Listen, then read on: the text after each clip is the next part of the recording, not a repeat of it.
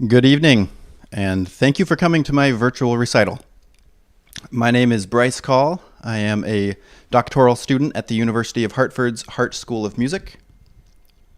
As you can see, this is being live streamed from my home, not from a from a recital hall. So things are going to be a bit different, obviously, from your standard recital.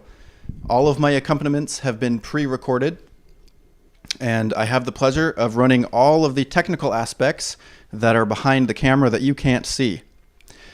So please bear with me as I make adjustments on my computer, press play and pause, and do stuff over there that I'm not sure what I'm doing, as I try to keep things running smoothly. I have to say it is pretty strange to perform for an audience that I can't actually see. It feels like I'm talking to and playing into an empty void. So for better or for worse. I've enabled the chat function, so feel free to say hello or send a message. Maybe we can make this a little more interactive than it otherwise would be, especially since we can't be in person right now. The link to the program is below the video on YouTube in the description, so feel free to check that out. The first piece that you just heard was entitled Legend by George Enesco. And Enesco was considered one of the greatest Romanian composers of the 20th century. And I chose this piece to open my recital because it's a fairly standard work in the trumpet repertoire, although perhaps less performed than others.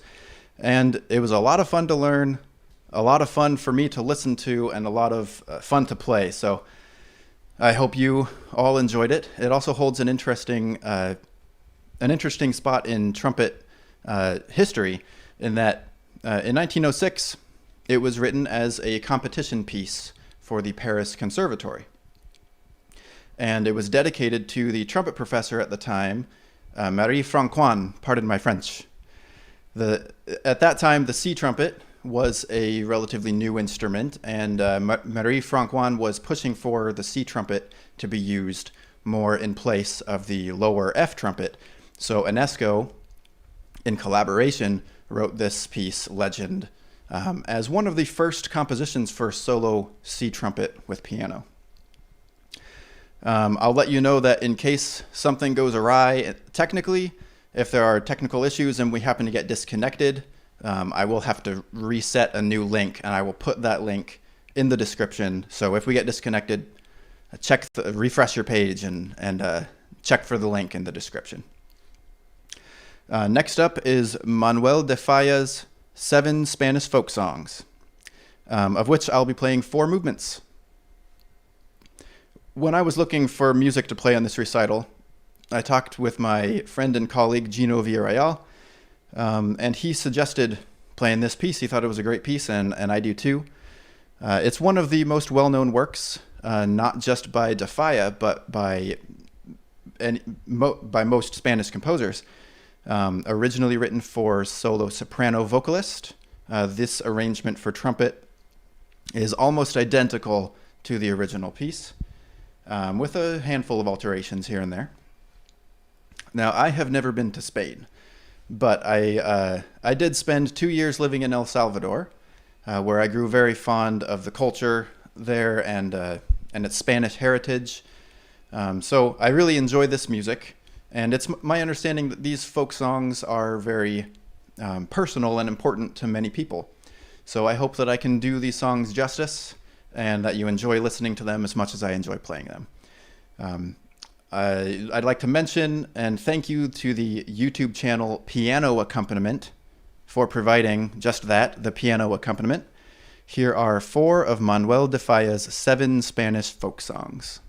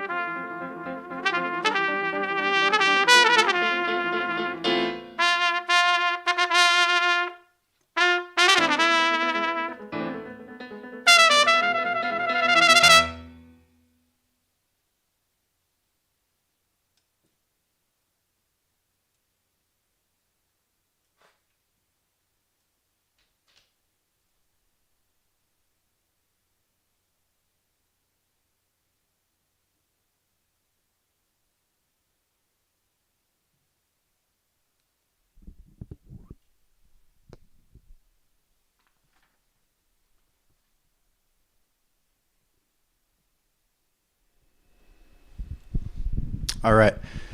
I hope you enjoyed these Spanish folk songs.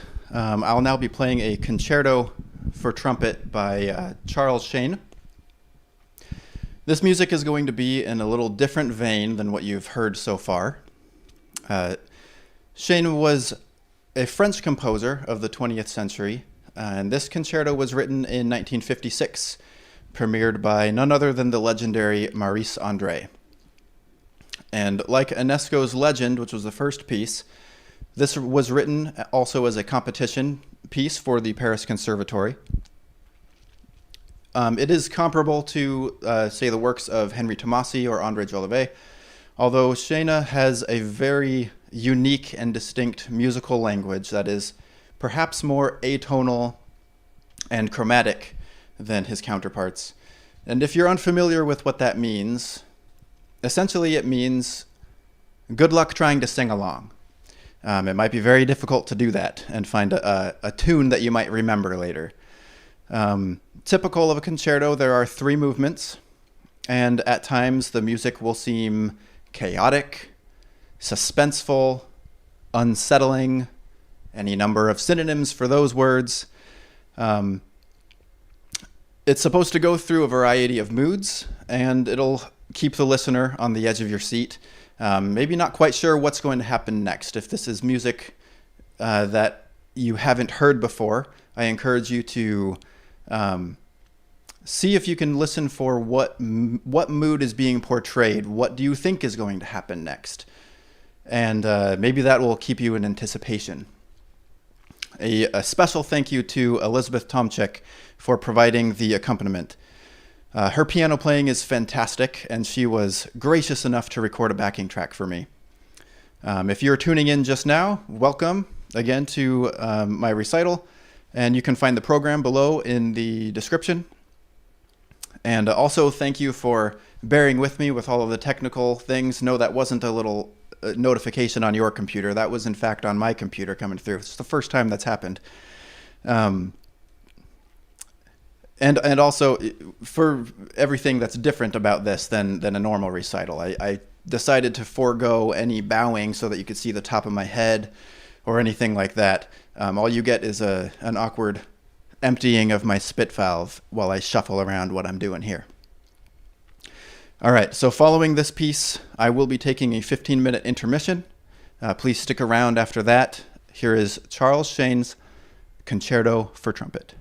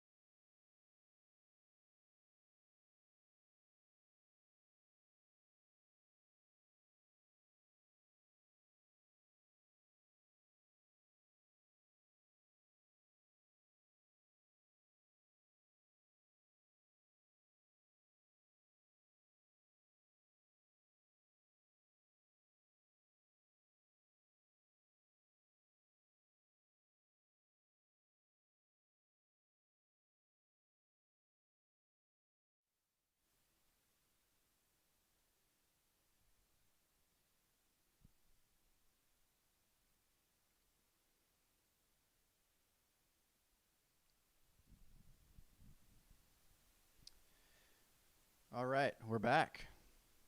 Thank you for joining me again. Next up is Fisher Toll's Sonata for Trumpet and Piano. Fisher Toll was an American composer born in Waco, Texas, and he was also a trumpet player, so he knew very well how to compose for the instrument. Now, this sonata is maybe a little lesser known than some of his other works, like his Three Bagatelles or his Concerto for Trumpet commissioned by Doc Severinsen. The music for this one is pretty unique, and it was written in 1986, commissioned by the International Trumpet Guild. It was premiered by Håkan Hardenberger that year. There are 4 movements for the sonata, and all of them are contrasting from one another. The first movement is a recitative, much like what you would hear in an opera, sort of where the characters sing to sort of set the scene, move the plot along. And that's what the first movement will be doing. It will be setting the scene for what you're about to hear in the sonata. I'd like to share a little story about when I was preparing this. So this year, obviously, everything has been different, and doing remote lessons with Phil Snedeker, I was recording what I was working on for each week's lesson, sending it to him. He'd listen to it, and we'd talk about it. And when it came time to do this piece, I recorded the first movement. I sent it to him, and he was listening to it, and he asked me a question, a leading question. He asked, "Does this piece make sense to you?" Obviously, he knew the answer to that, and I had to admit, no, the piece did not make sense to me. I couldn't make sense of it at first. What I take from what he meant by that is I was playing what was written on the page. I was playing the notes. I was playing the rhythms, but I wasn't taking it off of the page. I wasn't interpreting it in any sort of way that anybody would want to listen to it. So something that sort of clicked for me was I remembered years ago when I was learning West End Blues by Louis Armstrong. I transcribed the beginning. If you know the song, it starts out with Louis Armstrong unaccompanied playing an improvised cadenza. And the best way to do that is to listen to it, push pause, go back, push pause, go back, listen to it a bunch, and learn it by ear. Because if you tried to transcribe and write down the way that Louis Armstrong played, writing it down and then playing it back the way that you see it on the paper, it's not going to sound the way that it should. Not going to sound the way that Louis Armstrong played it. And that was an experience that I had years ago that sort of helped me with this piece, making this come alive more, trying to interpret it as music, not as written notes. So I hope that I'm able to then interpret it in a way that makes sense for you all to listen to it. Like I said before, the music is very unique. I invite you to listen to it, and maybe you'll hear something new that you've never heard before. It explores the limits of what the trumpet can do technically, and it has an extensive, I wrote down calendar, it has an extensive cadenza and a fast-paced ending. Again, thank you to Elizabeth Tomczyk for providing the accompaniment. Here is Fisher Toll's Sonata for Trumpet and Piano.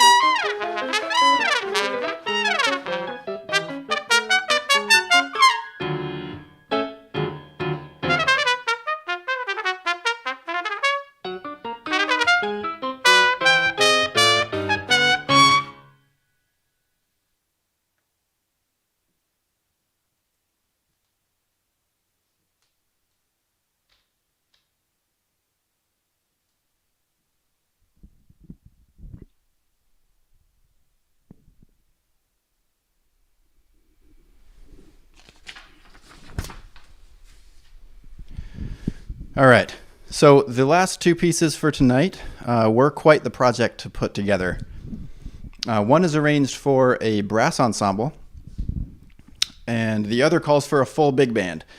Obviously, that is not happening here tonight, but with a lot of help, I was able to assemble some backing tracks with the right instrumentation.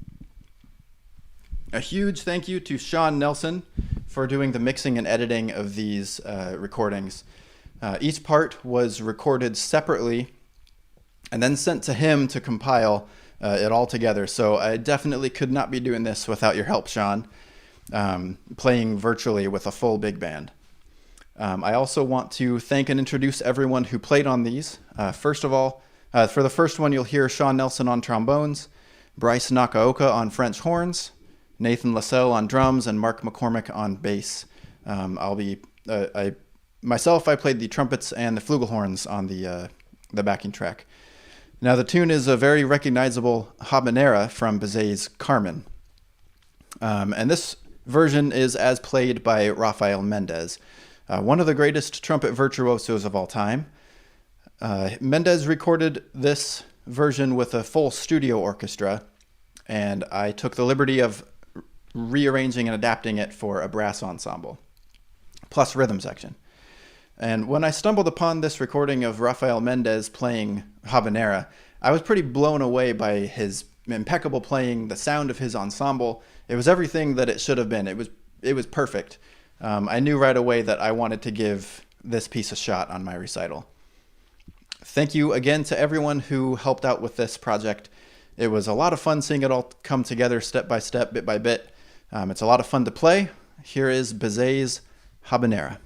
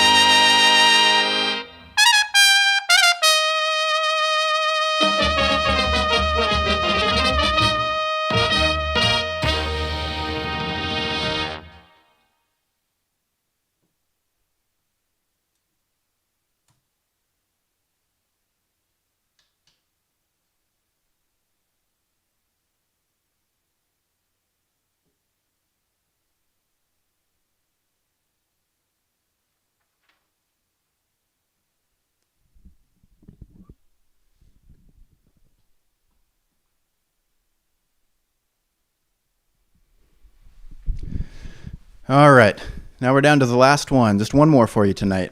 But since this is the last full recital of my academic career, I wanted to take some time to thank the seemingly endless list of people who have helped me out or influenced me along my musical journey. To my middle and high school band directors, Darren Fall and Scott Bull, I absolutely would not be standing here holding a trumpet performing for you in my dining room if it weren't for your mentorship and your excellent band programs growing up. To my mom, Marty Call, for driving me to so many private lessons and concerts as a kid and always encouraging me to play pretty before every performance. To everyone who has spent time with me in private lessons, Greg Lyons, Brad Allison, David Brown, Steve Lindeman, Vern Seelert, Sean Butterfield, and Phil Snedeker, I really do appreciate everything that you guys have taught me, and do know that those lessons really do have a lasting impact. To the whole Coast Guard Band trumpet section, the privilege of sitting next to you guys every day in rehearsals, except for this last year, has really been one of the greatest learning opportunities of my life. I don't even know what to say. It's amazing being able to associate with you. And most of all, to my wife, Jessica, for her endless support, not just in helping me prepare for this performance, but for believing in my musical career and watching our two kids as they run around, trying to take care of them, keep them out of the camera right now, and taking care of every loose end while I spend all my extra time in the practice room. All right, I'd like to introduce the band on the next and final tune.